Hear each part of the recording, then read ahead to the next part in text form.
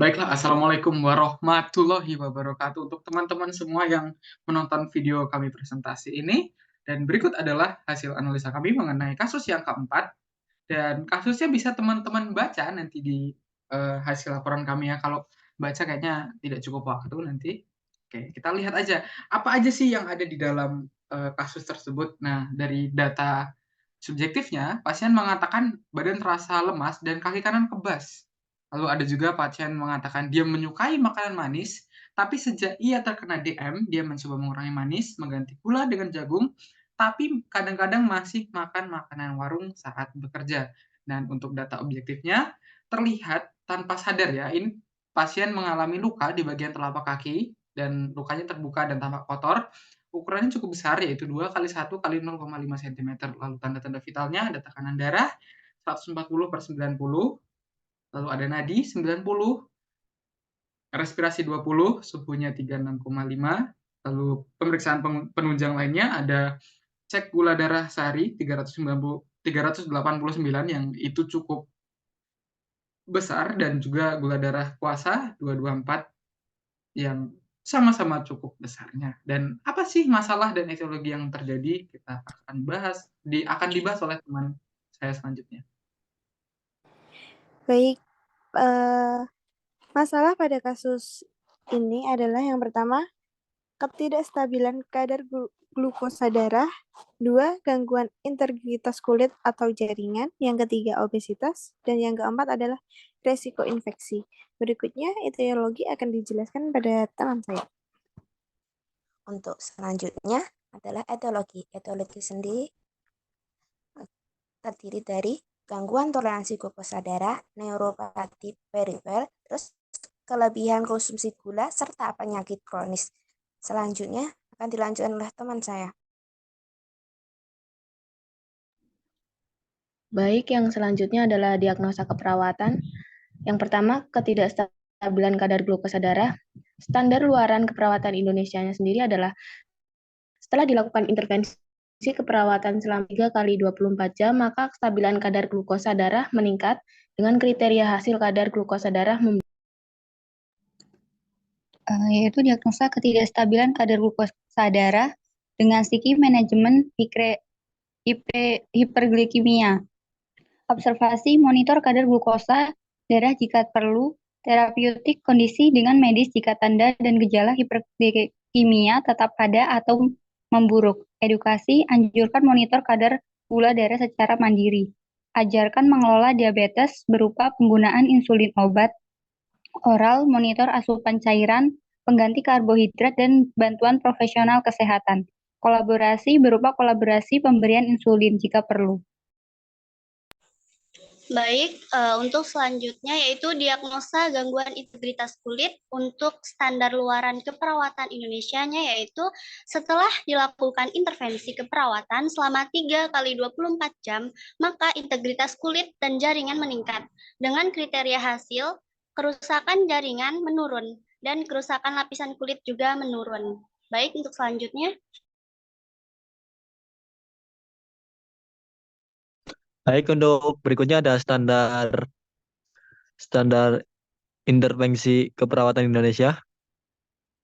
Untuk gangguan integritas kulit ada perawatan integritas kulit, observasi, identifikasi penyebab gangguan integritas kulit, misalnya perubahan siklus, perubahan status nutrisi, penurunan kelembaban, suhu lingkungan ekstrim, penurunan mobilitas. Terapeutiknya ada gunakan produk berbahan ringan atau alami dan hipoalergi pada kulit sensitif.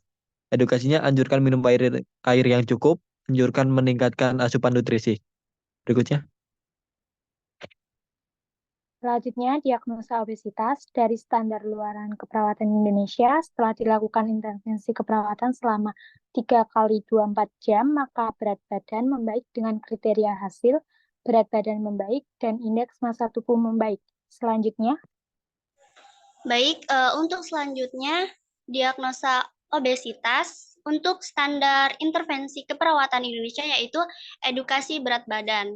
Untuk observasi, identifikasi kesiapan dan kemampuan menerima informasi, dan untuk terapeutiknya, sediakan materi dan media edukasi, jadwalkan pendidikan kesehatan sesuai kesepakatan, dan untuk edukasinya, Jelaskan hubungan asupan makanan, latihan peningkatan, dan penurunan berat badan. Dan yang terakhir, jelaskan kondisi medis yang dapat mempengaruhi berat badan. Baik, untuk selanjutnya. Untuk selanjutnya, diagnosa resiko infeksi dengan SLKI setelah dilakukan intervensi keperawatan selama 3 kali 24 jam, maka tingkat infeksi menurun dengan hasil kriteria keberhasilan badan meningkat, menurun, nyeri menurun, dan bengkak menurun. Selanjutnya, resiko infeksi psikinya sendiri adalah observasi, monitor tanda dan gejala infeksi lokal dan sistematik, terapeutik, berikan perawatan kulit pada area edema, cuci tangan sebelum dan sesudah kontak dengan pasien dan lingkungan pasien, pertahankan teknik aseptik pada pasien beresiko tinggi, edukasi, jelaskan tanda dan gejala infeksi, kolaborasi, pemberian imunisasi jika perlu.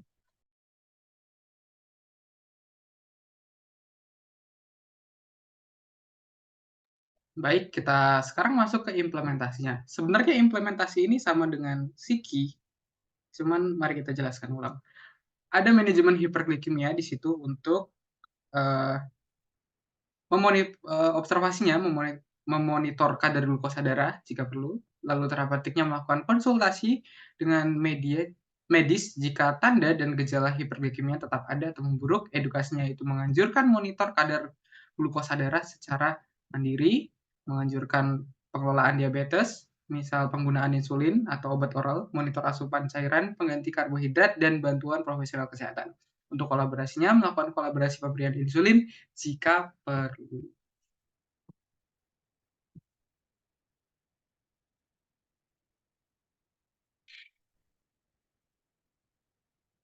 Selanjutnya adalah evaluasi. Evaluasi ini adalah SOAP. Terlihat bahwa pasien mengatakan lemas berkurang dan kebas juga berkurang. Lalu objektifnya kadar glukosa pasien membaik setelah dilakukan pemeriksaan, dan alhasil masalah teratasi sebagian, dan selanjutnya untuk melanjutkan intervensi tingkatkan kondisi pasien.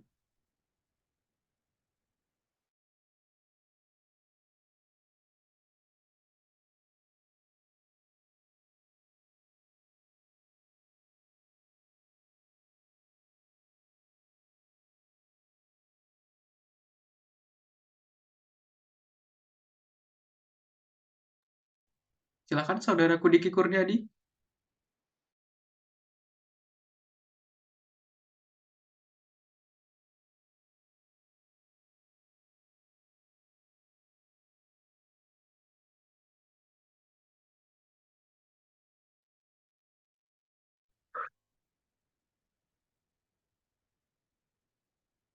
Berikutnya untuk implementasi pada keperawatan integritas kulit, observasinya mengidentifikasi penyebab gangguan integritas kulit, misalnya perubahan siklus, perubahan status, nutrisi, penurunan kelembaban, suhu lingkungan ekstrim, penurunan mobilitas.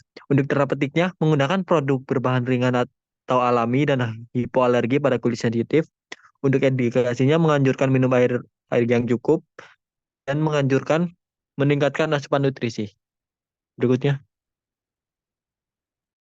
Baik, selanjutnya yaitu evaluasi dari SOAP. S-nya klien mengatakan lukanya telah bersih, O terpasang perban ringan di telapak kaki, A masalah teratasi sebagian, P lanjutkan intervensi perawatan luka. Baik, selanjutnya.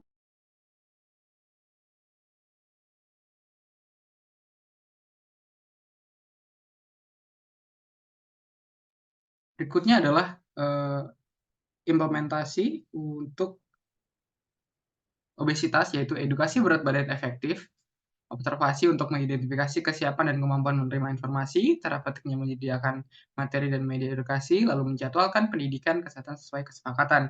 Untuk edukasinya, menjelaskan hubungan asupan makanan, latihan peningkatan, dan penurunan berat badan.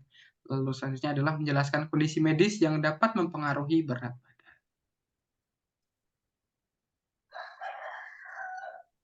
Baik, selanjutnya adalah evaluasi obesitas. S, pasien memahami informasi mengenai berat badan yang dikatakan oleh perawat. O-nya, pasien mengangguk tanda mengerti mengenai informasi yang dianjurkan oleh perawat.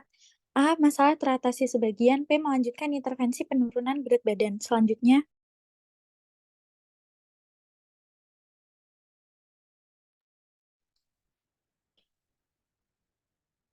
Baik, yang selanjutnya adalah implementasi atau resiko infeksi.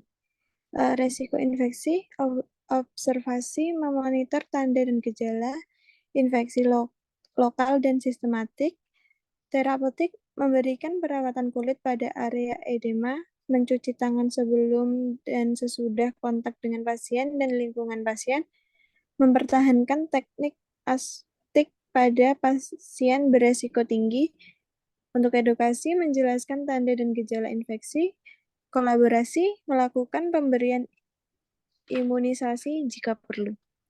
Berikutnya, Baik, untuk selanjutnya evaluasi swabnya itu S. Pasien menyatakan kebas berkurang. Untuk O. Luka dekubitus membaik setelah melakukan tindakan. A. Masalah teratasi sebagian. B. Intervensi dihentikan. Terima kasih. Ya, maksudnya yang terakhir adalah intervensi dilanjutkan ya teman-teman. Dan sekian presentasi dari kami, dan jika ada yang mau ditanyakan, dipersilahkan. Saya akhiri salam. Wassalamualaikum warahmatullahi wabarakatuh.